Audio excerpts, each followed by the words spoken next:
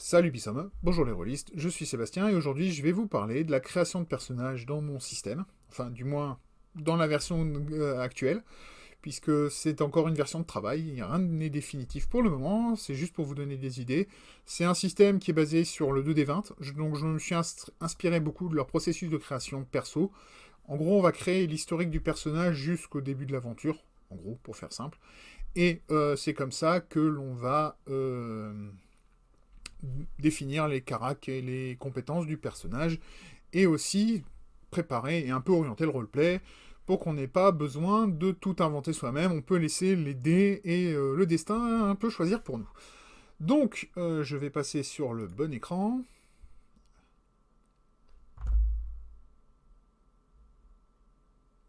Et me voilà.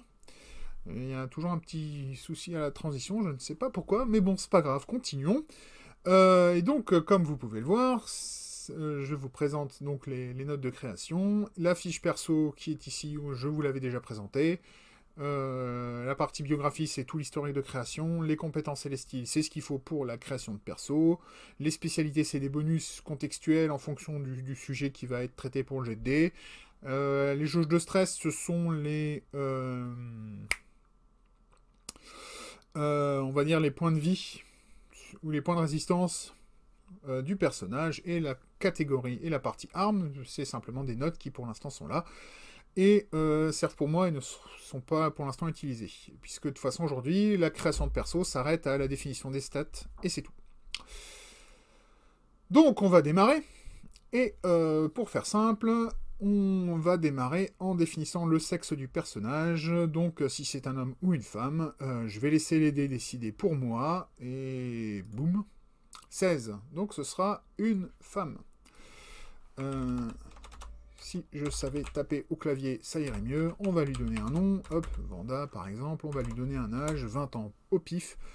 Et voilà, qu'est-ce qu'il faut faire d'autre? Il faut lui donner un style et un plus un en compétences en parler, vu que dans cet univers, vu que c'est un univers médiéval, les femmes ont eu une enfance et une éducation qui est plus orientée sur des jeux et des préparations sociales. Les garçons, on va les laisser faire des choses un peu plus physiques, et on va aussi les laisser un peu plus se taper dessus, et donc ils vont démarrer avec un point en combattre. Bien sûr, le maximum ne change pas, c'est toujours 8. Vous avez juste un peu d'aide pour l'atteindre, c'est tout. Et je dois aussi choisir un style libre. Donc le style libre, je vais lui donner... Qu'est-ce que je vais lui donner? Je ne sais pas trop. Mais je vais lui donner rapidement. Ça peut toujours servir. Voilà, donc ça c'est la première étape. La deuxième, c'est le sang. Donc le sang dans le système, c'est pour définir si parmi les ancêtres éloignés de votre personnage, il n'y avait pas une autre race, une race fantasy qui à un moment est passée par là. Bien sûr, donc ça veut dire que votre personnage, il va peut-être avoir, selon la race, petite différence de taille, petite différence de force, des choses comme ça. Mais on reste dans la biométrie humaine. On va peut-être juste un peu flirter. Enfin, on va être un peu plus haut, un peu plus bas, un peu plus large, un peu plus fin, des choses comme ça. Mais on reste sur des standards humains. C'est pas parce que je me retrouve avec du sang elfe que mon personnage il est fin et qui fait 2 mètres 5 de long. De haut, pardon. Donc voilà. On va laisser de nouveau les dés décider, on verra bien où ça nous emmène. Allez hop, c'est parti, 16 de nouveau. Tu te fous de moi 16 de nouveau, donc c'est un gnome. Donc, le sang est gnome. Ce qui veut dire 1 plus 2 en étudié. Donc, 1 plus 2 en étudié. C'est un personnage, donc Vanda, est quelqu'un qui va aimer, étudier, analyser, apprendre. Voilà. Pour l'instant, je ne peux pas vous en dire plus, c'est juste ça qu'on sait. Donc on va pouvoir passer à la suite, puisque normalement pour le sang, il n'y a pas plus. Non, il n'y a pas plus. On va arriver aux origines. Donc ce sont les origines sociales et qui vont définir la strate sociale de votre personnage, du moins pendant son enfance. Les jets suivants et vos choix suivants vont peut-être changer ça, mais au moins votre personnage a grandi dans cet univers-là. Et Donc, on va voir où ça nous emmène. Vous voyez qu'on peut aller de la population rurale, donc les paysans et les serfs, jusqu'à la noblesse. Bon, ce sera probablement la petite noblesse, hein. C'est pas les grands nobles, hein, mais quand même. C'est donc un jet de dés qu'on va vouloir faire, donc c'est parti, boum, 18. Ouh, joli. 18, 18, 18, 18, ça veut dire que elle est du clergé. Alors le clergé dans cet univers, à la différence du clergé médiéval que nous on connaît, qui est le clergé chrétien, et bien ceux-là, ben, ils avaient le droit de se marier. Ils ont le droit de se marier, il n'y a pas de célibat, sauf ceux qui ont envie, c'est leur problème. Et donc, eh ben, elle est née d'un père ou d'une mère qui a tenu un poste dans un des temples ou ailleurs, dans la structure hiérarchique de l'Église, enfin des temples, qui sont liés donc au culte solaire ou au culte lunaire, qui sont en fait les deux facettes enfin deux divinités d'un couple. Je vous en avais parlé dans la vidéo sur l'univers. Je referai peut-être un petit dé un peu plus en détail dessus, mais voilà. Donc, elle a de nouveau un plus un en étudié, décidément. Donc, on va en faire une scientifique, dis donc, les amis. Elle a un plus un en intelligent ou intelligemment ou rapidement. Je vais lui donner un intelligemment, puisqu'après tout, on commence à clairement définir que ça va être un perso très cérébral. Il y a ensuite une spécialité à choisir. Alors, elle est en ville. Elle a eu une éducation très... Donc elle a une grosse éducation. Enfin, pas, pour l'instant, on ne sait pas, mais en tout cas, elle est dans un endroit où le savoir est quelque chose d'important. Et vu que, allez, on va rester dans le roleplay, enfin pas dans le roleplay, mais dans le contexte, je vais lui donner une spécialité foi.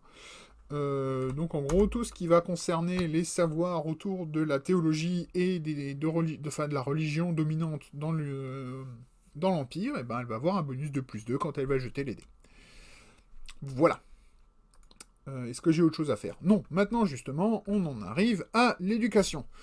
Pour l'éducation, c'est pas compliqué, on a le choix. On pourrait aussi remettre un jet de dés, mais je pense que là, maintenant que les dés ont orienté le personnage, vous allez pouvoir, excusez-moi, vous allez pouvoir, un peu de manière logique, un peu plus construire votre personnage.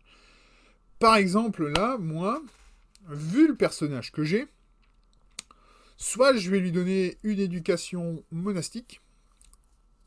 À ce moment-là, ses parents l'ont envoyé dans un monastère à étudier. Ou bien je l'envoie à l'université pour avoir une éducation en ville, au lieu d'être isolé. Et je pense que je vais aller de ce côté-là. Je vais lui donner l'université. Alors,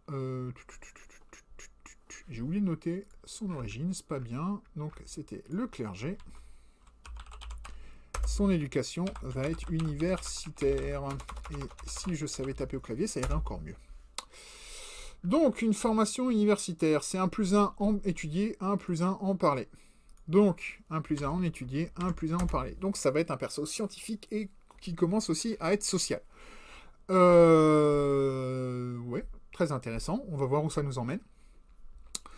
Il faut aussi choisir 2 spécialités différentes, donc 2 plus 1 en spécialités différentes. Donc je pourrais très bien lui redonner un point en foi, ou bien je pourrais donc le monter à 3, et en faire une deuxième qui arrivera à 2, ou bien en prendre 2 autres qui seront à 2. Je pense que je vais prendre 2 différentes, histoire de donner un peu plus de différences et de spécialités différentes aux personnages.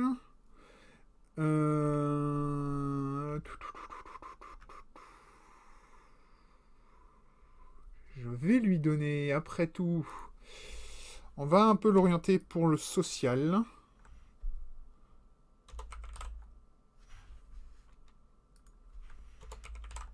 Non, raté. Et... non, c'est le 201. Hop. Oh, le fail. Voilà. je vais lui donner un premier en étiquette. Et le deuxième...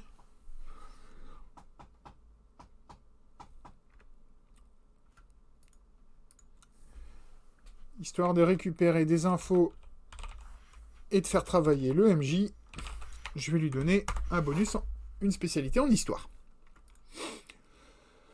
Voilà. Donc, elle avait étudié et parlé, donc ça c'est fait. Par contre, je ne vais pas donner le style, intelligemment ou courageusement. Eh bien, on va lui donner intelligemment. On va vraiment noircir le trait. On arrive ensuite à la guilde. Alors, pour la guilde, dans l'Empire et surtout dans les villes, quand vous travaillez dans une ville, vous êtes dans une guilde, même les voleurs. Ceux qui n'ont pas de guilde en ville ne sont pas bien vus. Parce qu'en gros, c'est les paysans qui n'ont pas de guilde. Et encore. Généralement, à chaque fois que les paysans font une guilde ou essaient de s'organiser, il y a vite des révoltes et c'est chiant. Donc, on l'a interdit aux paysans. Ça n'empêchera pas qu'ils aient un truc en doute. Voilà. Donc, il faut que je mette mon personnage sur une guilde. Si je le fais pas, il va y avoir des conséquences au niveau du roleplay en ville. Et comme c'est un perso qui est clairement citadin, eh bien, je vais suivre l'idée. Et alors, je vais pas prendre la guilde des instructeurs, qui est ici parce que ça va donner encore un bonus en étudier. Je pourrais. Rien n'empêche d'être au-dessus du 9 au-dessus du 8 pendant la création. Il y a une mécanique qui va permettre de régler tout ça. Mais j'ai pas envie d'orienter vraiment le personnage qui soit unidimensionnel. Je vais essayer de rajouter un peu quelque chose pour lui donner un peu plus de couleur. Donc, soit je pourrais en faire... Mais comme elle n'a pas de spécialité en soins, enfin en médecine, ça peut être gênant. Je pourrais la mettre sur les soigneurs. Je pourrais la mettre chez les guides, mais les guides, ça nécessite d'aller dehors, et donc ça va pas. Non, je pourrais la mettre chez les artistes. Ça, c'est une bonne idée. Instructeur, ça pourrait marcher. Et marchand, ça pourrait marcher aussi. Mais je pense que là, j'hésite entre artiste et marchand. Et pour faire un truc un peu différent, parce que la logique voudrait, allez, je vais prendre marchand, je vais en faire une brute, et puis voilà. Mais non, je vais prendre une artiste. Voilà. Donc elle est dans la guilde des artistes. Et donc elle va pratiquer un art. Que ce soit musical, ou un peu plus physique, peinture, dessin, sculpture, ce genre de choses. Eh ben, on va partir là-dessus, ça va un peu étoffer le personnage, ça peut la rendre un peu plus intéressante. Pardon, je me trompe d'onglet. Alors, artiste, c'est +1 en bricolé et un +1 en style au choix. Donc, un +1 en bricolage, donc elle passe à 5. Et un style au choix. Eh ben, on va mettre courageusement. Parce que je la vois bien... Je la vois bien faire du chant. Et donc, si je veux qu'elle chante avec conviction, je vais lui donner du courageusement. Voilà. Et il faut un +1 dans une spécialité, comme c'est marqué. Et ben donc, allons-y, regardons ce qu'on peut faire.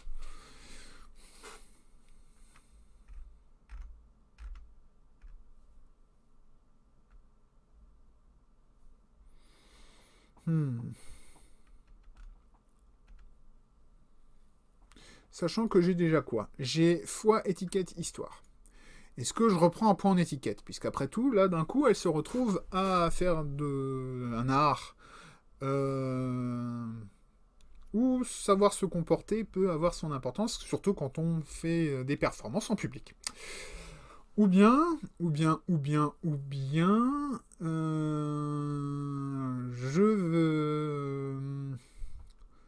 je veux qu'elle ait aussi une légère... Genre, si elle se fait à chanter de l'opéra, elle va devoir avoir une capacité aussi à jouer la comédie, un peu, enfin jouer un rôle.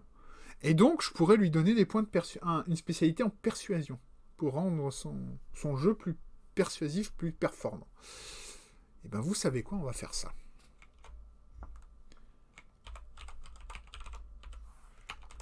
Voilà.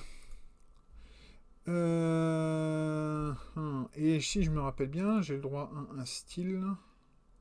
Ah oui, j'avais pris courageusement. Ça, c'est fait. La spécialité, c'est fait. Donc, normalement, ça, c'est fait. Par acquis de conscience, je fais juste une sauvegarde. On en arrive au côté un peu plus manteau du personnage avec la vertu et le vice. Pareil, normalement, on pourrait le faire au dé. Si vous êtes joueur, vous pouvez, rien vous empêche, vous jetez un D6 et c'est parti. Ou vous choisissez.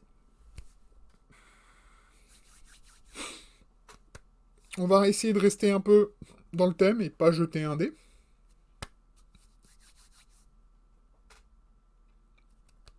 J'hésite entre l'inventivité, qui pourrait être marrant,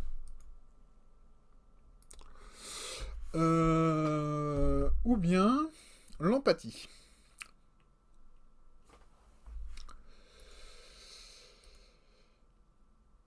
Je vais lui donner de l'empathie.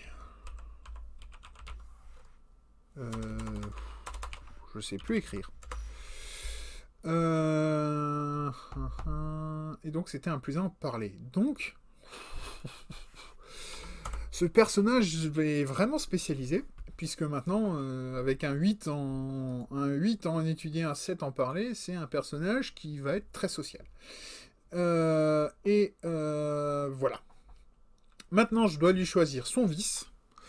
Alors, pour le vice, on pourrait pareil lui jeter au dé. Hein. Il y en a de nouveau 6, donc rien ne vous empêche de laisser les dés choisir. Ou bien vous pouvez choisir vous-même, sachant que la vertu, comme vous pouvez le voir, c'est en gros un échange. Vous allez enlever un point pour en mettre un ailleurs.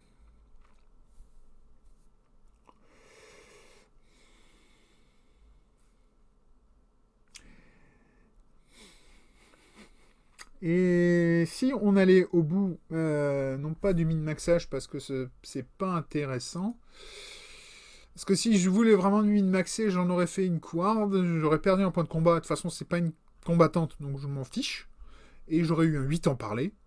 Mais non, je vais faire un truc qui va lui donner une autre ouverture, qui va un peu étoffer le personnage. Je vais lui donner le vice de la réclusion. Donc c'est quelqu'un qui a du mal à sortir de chez soi. Et vu qu'elle passe beaucoup de temps chez elle, elle va perdre un en parler, ce qui est pas trop gênant. Et je gagne un 1 en bricolé. Donc ça veut dire que maintenant mon personnage est très intelligent, enfin dès qu'il va falloir analyser quelque chose, elle va être une brute, et au niveau social ou au niveau fabrication, elle va pouvoir faire des choses. Donc, c'est vraiment un personnage qui va être capable de faire des choses dans un contexte vraiment social, qui va être intéressant. Par contre, oui, quand ça va devenir physique, il n'y aura plus personne.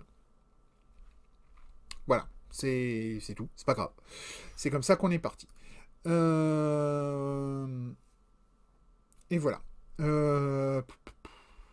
Donc, voilà, et on en arrive donc à l'étape de finalisation. Alors pour finaliser, c'est pas très compliqué. Je dois encore donc faire une dernière spécialité pour définir son passe-temps. Qu'est-ce qu'on va lui donner comme passe-temps?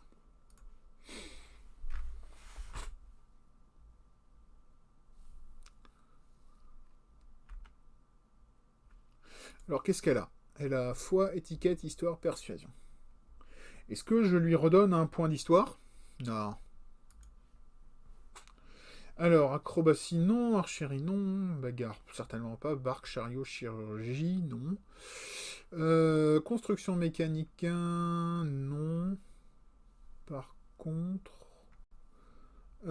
contre sauvage, détermination, discrétion, équitation, escrime, étiquette, foi, herboristerie, forge, ingénierie, intimidé, médecine, natation, navigation, navire négocié, persuasion, philosophie naturelle. Ah bah tiens, c'était celle-là, les sciences. Ok, j'avais oublié que j'avais donné ce nom-là. Pour ça que je le voyais pas. Pistage, poison, résilience, serrure, société, tromperie.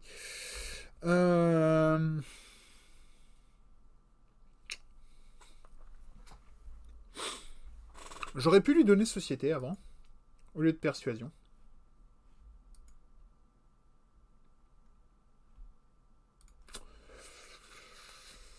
Vu...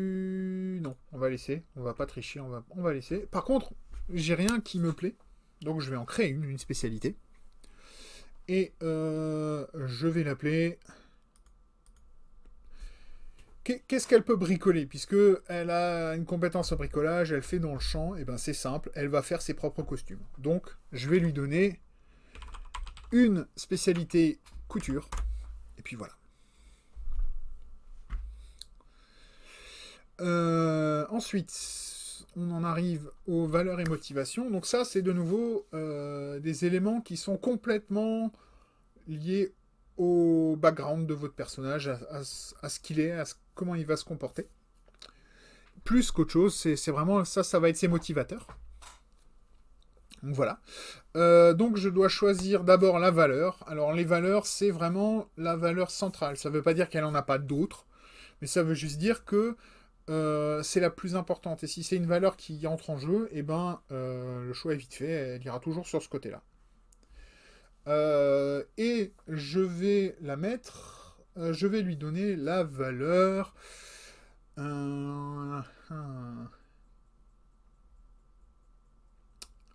Ça peut être rigolo. Ouais. Sa valeur, c'est la sincérité. Donc elle va pas mentir, ou très peu. Ce qui va être très intéressant, vu que c'est un personnage relativement social. Et ça peut être intéressant. Et ensuite, la motivation. La motivation, c'est ce qui va être le déclencheur de son passage à l'action. Donc, en gros, c'est une info qui va être intéressante pour l'OMJ. Et pour vous aussi, parce que ça veut dire que quand vous vous retrouvez face à ce stimuli, à votre motivateur, et ben, le personnage va devoir agir. Ou il va se laisser influencer par ce motivateur. Je pourrais prendre foi, mais j'ai peur que ça devienne un peu chiant, parce que ça fait de nouveau unidimensionnel. Mon objectif, c'est de donner un peu d'épaisseur au personnage. Pareil, connaissance. C'est un peu trop... Le trait est déjà là, je pense qu'il n'y a pas besoin de le noircir, parce que de toute façon...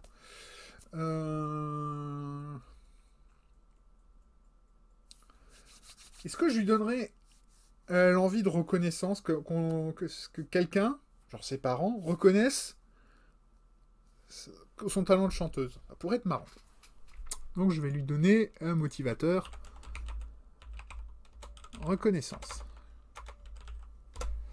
Elle a, pour le moment, comme tout le monde, 0 en affinité. Là, je sais pas pourquoi il est à l'autre bout, mais c'est peut-être parce que c'est un chiffre. Et maintenant, on en arrive à l'étape de vérification des scores. Donc, on va regarder pour les compétences. Le maximum doit être de 8. Et la somme des compétences doit être de 32. Alors, moi, j'ai l'avantage. Vous allez pouvoir le voir si je remonte un peu ma caméra. Normalement, si je sélectionne tout ça, voilà, vous pouvez le voir. Somme de 32. Donc, j'ai bon pour mes compétences. Si je regarde pour mes styles, je suis à une somme de 28 et je dois avoir une somme de 28 points, marqué ici. Il faudra que je pense à les rendre plus lisibles, ces informations, parce que ça va être chiant pour le MJ sinon.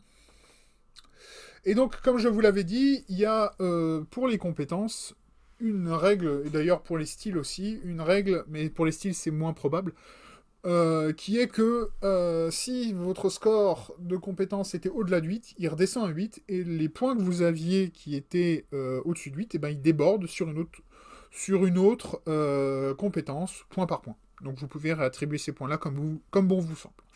Voilà. Et je dois avoir 8 points de spécialité. Là j'ai un problème parce que j'en ai 10.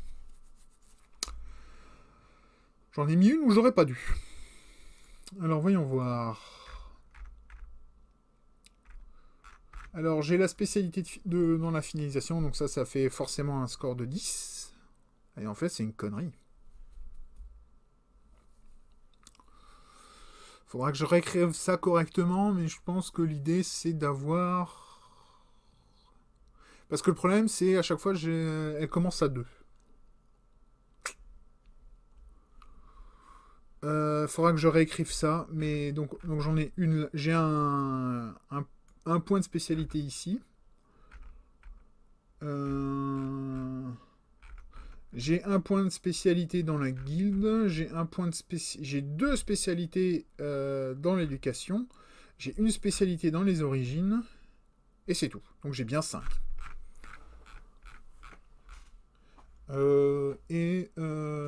Avoir réparti les 5 spécialités. Avoir réparti. Ouh là là.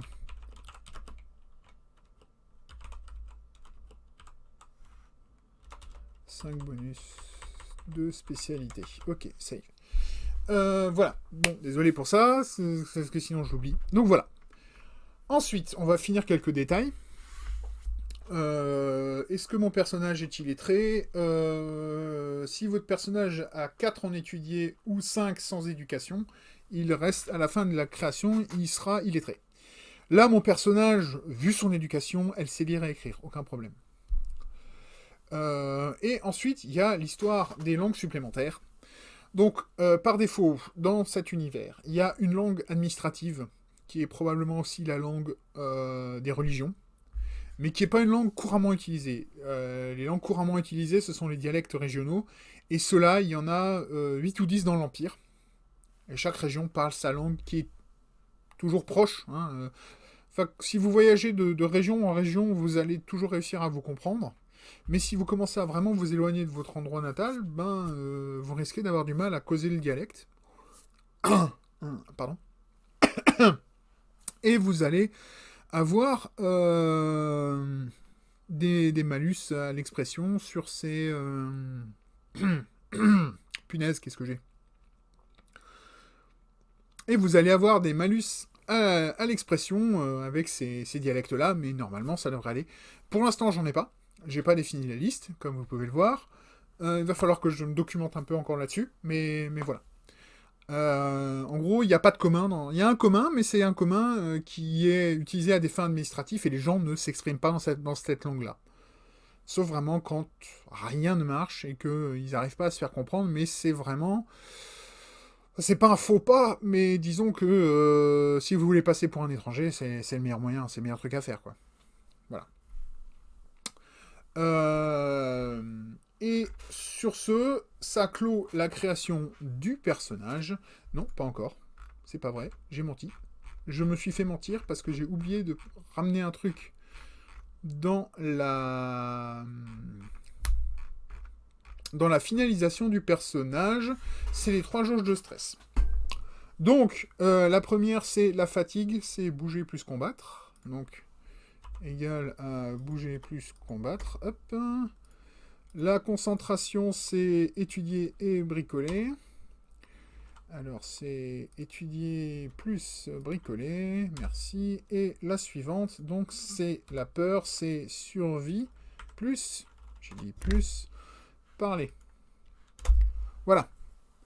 Et donc, ces 3 jauges-là sont en fait des jauges de résistance du personnage, que ce soit physique pour la fatigue, mentale, ou...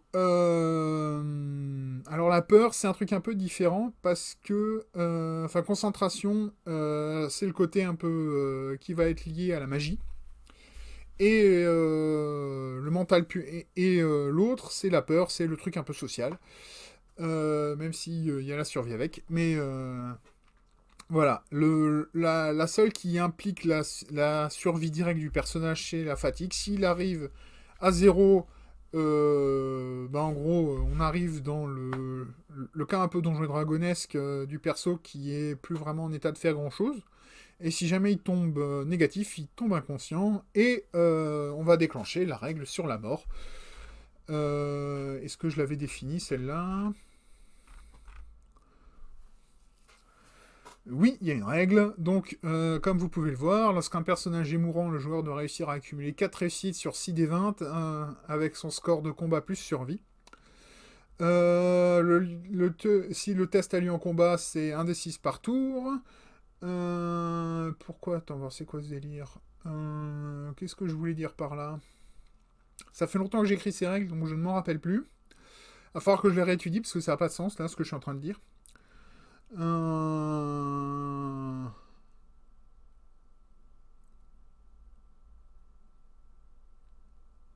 Il lance un D6 par tour. Qu'est-ce que je voulais dire par là? Bon, c'est pas grave, je verrai ça.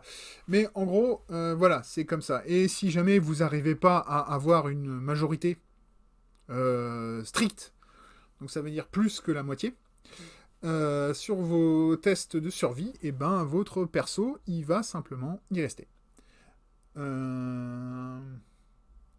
Sachant que les autres joueurs ont les moyens pour aider le joueur qui est en train d'essayer de survivre, et bien sûr, il y aura de la magie pour soit donner des gros bonus, soit pour carrément, instantanément, réanimer le personnage. Mais la nécromancie n'étant pas encore de ce monde, de toute façon, une fois que votre personnage est mort, il est définitivement mort, et vous n'avez pas l'occasion de le faire revenir. Contrairement à d'autres jeux. Donc voilà. C'était une petite digression intéressante, mais qu'il faut que je redéfinisse, clairement. Et donc voilà, si j'en crois le compteur de temps sur mon OBS, je vois que le personnage a été créé en une grosse demi-heure, parce que je suis à 31 minutes d'enregistrement, là. Sachant que j'ai pris le temps de vous expliquer les choses, donc créer un personnage seul, avec le bouquin, quand on connaît, je pense que ça peut descendre à 10 minutes. Un quart d'heure, 10 minutes, un quart d'heure tranquillement, sinon 20 minutes, une demi-heure pour la première création avec un personnage, quand c'est guidé par le MJ, si le MJ connaît un peu mieux le système que le joueur. Voilà. Donc comme vous pouvez le voir, j'ai un perso qui est déjà, je trouve en tout cas moi, j'ai déjà posé des bases pour pas mal de choses sur sa personnalité, sur son jeu, sur comment je pourrais le jouer, ce personnage-là. Et elle a des capacités très claires. C'est juste qu'il faut jamais qu'elle arrive dans un combat, c'est tout. Mais par contre, ça va être la scientifique du groupe et probablement aussi, comment dire, quelqu'un qui a des bonnes capacités en social. Donc voilà, et aussi cette capacité en bricolage. Donc c'est un perso qui est un petit peu étoffé un peu et qui est pas non plus complètement min-maxé à fond sur un truc, et puis c'est tout. Non, là c'est un perso qui a un peu plus de largeur. C'est ça qui est bien avec ce système, on peut faire des persos spécialisés, mais on finira avec des persos qui sont toujours un peu... qui ont d'autres branches, qui peuvent un peu faire autre chose, même si c'est pas aussi fort. Donc là, par exemple, mon personnage, si jamais elle fait un test en étudiant intelligemment, eh ben, il va falloir que je jette mes 2d20, pour faire un test de compétence, et si je suis en dessous ou égal à 14, je vais avoir une réussite sur le dé. Sachant que, bien sûr, il y a des moyens d'avoir des bonus si on fait les choses bien, et si en plus on rajoute les spécialités, ben là ça monte à 16, ce qui est quand même énorme. Donc voilà. Je pense avoir fait le tour de la création de perso et expliquer les petites mécaniques autour et les bases. J'espère que ça vous aura été intéressant. Et en attendant la prochaine vidéo, qui sera probablement la réponse à la prochaine question du samedi de Coup Critique, eh bien, je vous dis simplement Bisbal.